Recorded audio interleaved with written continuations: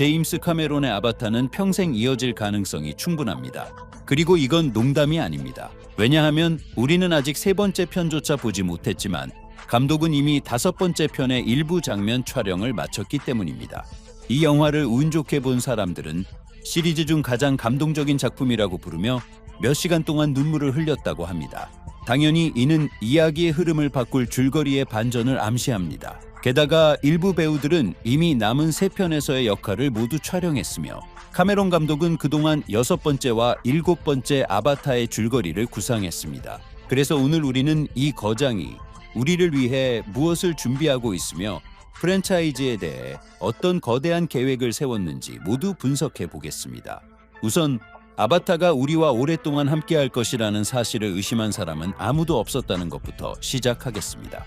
첫 두 편의 영화는 20억 달러를 돌파하며 첨단 컴퓨터 그래픽의 선두에 섰습니다. 현재 프랜차이즈를 소유한 디즈니는 당연히 수익을 놓칠 생각이 없으며 카메론의 아이디어에 어떤 돈이든 투자할 준비가 되어 있습니다. 감독은 그런데 나비족에만 매달리는 것이 아니며 가까운 미래에 히로시마의 마지막 열차라는 영화를 촬영할 예정입니다. 이 프로젝트는 두 번의 폭발에서 살아남은 한 일본인의 이야기를 다루며 실화의 바탕을 둘 것입니다. 이러한 방향 전환이 가능한 이유는 네 번째와 다섯 번째 영화의 거의 절반이 이미 촬영되었기 때문이며 이는 카메론 감독에게 다른 일에 몰두할 몇 년의 시간이 있다는 것을 의미합니다. 이는 쿼리치 대령 역을 맡은 배우 스티븐 랭에 의해서도 확인되었습니다. 남은 세 편의 영화에 대한 그의 작업은 이미 완료되었지만 그는 추가 촬영이 있을 수 있다고 생각합니다. 줄거리상 이는 쿼리치 대령이 다섯 번째 편까지 모든 작품에 확실히 등장할 것임을 시사합니다. 이전에 알려진 정보에 따르면 그는 변화를 겪으며 새로운 면모를 보여줄 것입니다.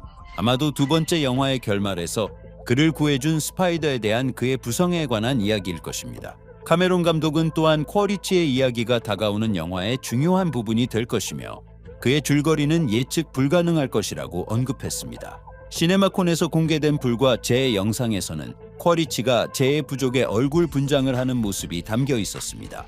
이는 스티븐 랭의 캐릭터가 처음으로 나비족과 나란히 협력하게 될 것이라는 결론을 내리게 합니다. 아마도 이 연합은 제이크 설리, 그의 가족, 그리고 그들이 세 번째 영화에서 속하게 될 부족이라는 공동의 적과 싸우기 위해 필요했을 것입니다. 쿼리치가 진정한 나비족이 아니고 그들의 신을 믿지 않음에도 불구하고 이러한 동맹이 가능한 이유는 대령이 제이크의 군사 전략을 이해하고 있기 때문이며 따라서 그는 제의 부족이 적을 물리치는 데 도움을 줄 수 있을 것입니다.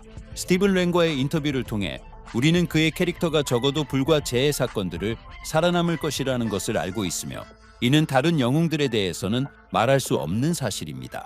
최근 네이티리의 공식 스틸컷이 공개되었고 조이 살다나는 자신의 역할에 대한 몇 가지 세부 사항을 밝혔습니다. 배우는 그녀의 캐릭터가 네테이암을 잃은 슬픔으로 절대적인 공허함을 느끼고 있으며 이는 다음 편에서 드러나 그녀의 행동에 영향을 미칠 것이라고 언급했습니다. 네이티리는 바랑이라는 이름의 잿빛 나비 족장이라는 새로운 경쟁자를 만나게 될 것입니다. 우나 채플린이 연기하는 제 부족의 지도자는 설리 가족을 위협할 것이며 네이티리는 분노하고 무자비해질 것으로 보입니다. 제임스 카메론 또한 불에 기름을 부으며 관객들이 프랜차이즈의 베테랑으로부터 강력한 연기를 기대할 수 있다고 암시했습니다. 이처럼 세 번째 아바타의 줄거리에 대해서는 이미 꽤 많이 알려져 있습니다. 우리를 기다리는 것은 두 개의 새로운 나비 부족입니다. 이미 언급된 제의 부족과 데이비드 듀리스가 이끄는 바람의 부족입니다. 잿빛 나비족은 다음 편의 주요 적대자가 되어 쿼리치 대령과 동맹을 맺을 것입니다. 하지만 가장 중요한 것은 세 번째 영화의 시사회에서 제임스 카메론의 절친한 친구가 눈물을 흘렸고 그의 아내는 몇 시간 동안 진정하지 못했다는 점입니다. 논리적으로 이는 많은 배우들이 이미 암시했던 드라마와 줄거리의 반전과 관련이 있습니다. 작년의 시고니 위버는 우리가 이야기 속에서 매우 감정적인 반전을 맞이하게 될 것이라고 주장했습니다. 이 말은 네 번째 편의 맥락에서 나왔지만 우리가 알다시피 네 번째와 다섯 번째 편의 장면들은 세 번째 편과 함께 촬영되었습니다.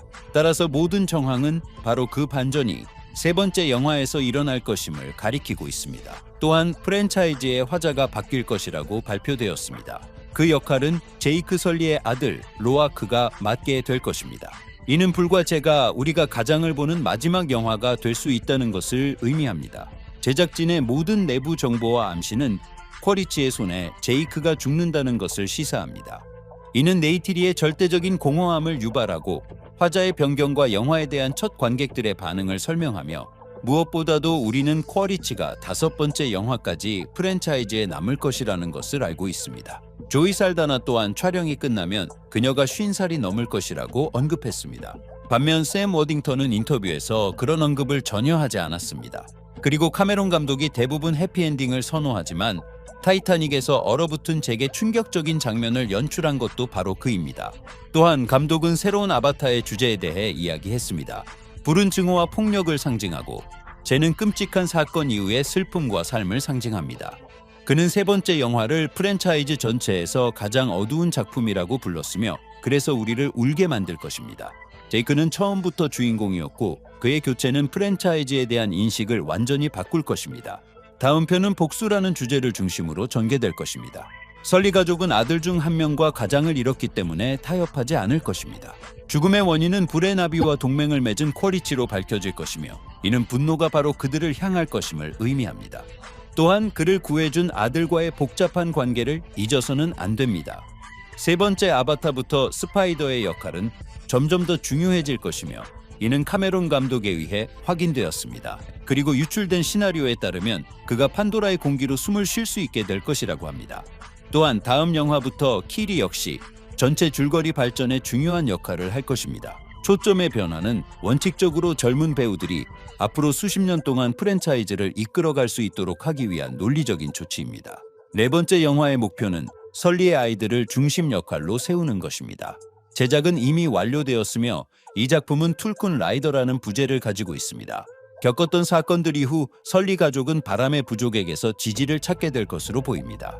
새로운 나비족이 3번째 영화에서 데뷔하지만 그들이 완전히 드러나는 것은 줄거리에서 더 중요한 역할을 하게 될 4번째 영화에서입니다. 우리는 2029년에나 극장에서 이 영화를 볼 수 있을 것인데 이는 개봉 일정이 약간 미뤄졌기 때문입니다.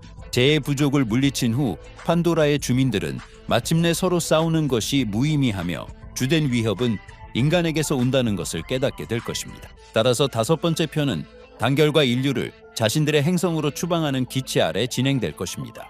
또한 이전부터 언젠가는 줄거리가 지구에서 전개될 것이라는 사실이 알려져 있었습니다. 현재까지의 모든 정보에 따르면 이는 5번째 아바타에서 일어날 것이며 이때 나비족은 인간의 자원 약탈 시도를 영원히 끝내기 위해 판도라를 떠나야만 할 것입니다. 참고로 5번째 편의 본격적인 제작은 내년에 계획되어 있으며 개봉은 2031년에야 이루어질 것입니다. 처음에는 불과 제가 판도라에서 일어나는 마지막 영화가 될 수 있으며 줄거리의 중심에는 나비족과 인류 간의 갈등이 있을 것이라고 계획되었습니다.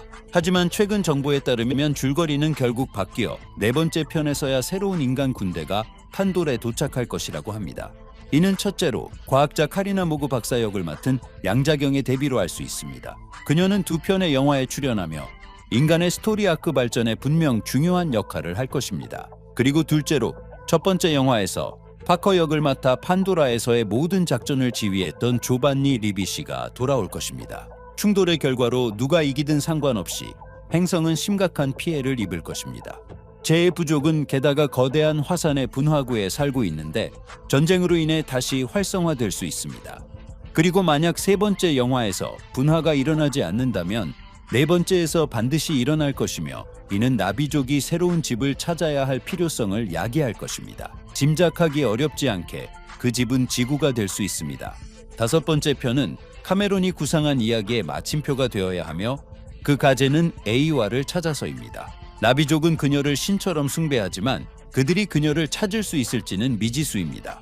그녀는 물리적인 몸을 가지고 있지 않으며 판도라 자체의 일부로 여겨집니다. 몇 년 전 인간이 어떻게 아바타를 만들 수 있었는지를 설명하는 시나리오 초안이 인터넷에 유출되었습니다. 이 메모에 따르면 에이와는 다른 행성을 식민지화하기 위해 지구에서 인간에 의해 만들어졌습니다. 하지만 그 과정에서 기술이 통제 불능 상태가 되었고 인공지능은 독립을 얻어 자신을 중심으로 한 완전한 생태계를 구축했습니다. 이러한 생명공학적 경로는 한편으로는 판도라에 있는 모든 생명체의 상호 연결성을 설명하고 다른 한편으로는 인간에 의한 아바타 창조를 설명합니다. 아마도 이상하게 들릴 수 있지만 현대의 인공지능과 기술적 우위의 경향에 잘 부합합니다. 다섯 번째 영화의 제목도 이 버전을 뒷받침합니다. 만약 사건들이 우리를 지구로 옮기고 다섯 번째 편이 A화를 찾아서라는 부제를 가지고 있다면 그녀가 우리 행성에 있다는 것은 논리적입니다. 물론 카메론 감독은 유출 이후 원래 계획을 수정했을 수도 있지만 이러한 반전이 프랜차이즈에 대한 인식을 완전히 바꾸고 시대의 흐름에 발맞출 것이라는 점에는 동의할 것입니다.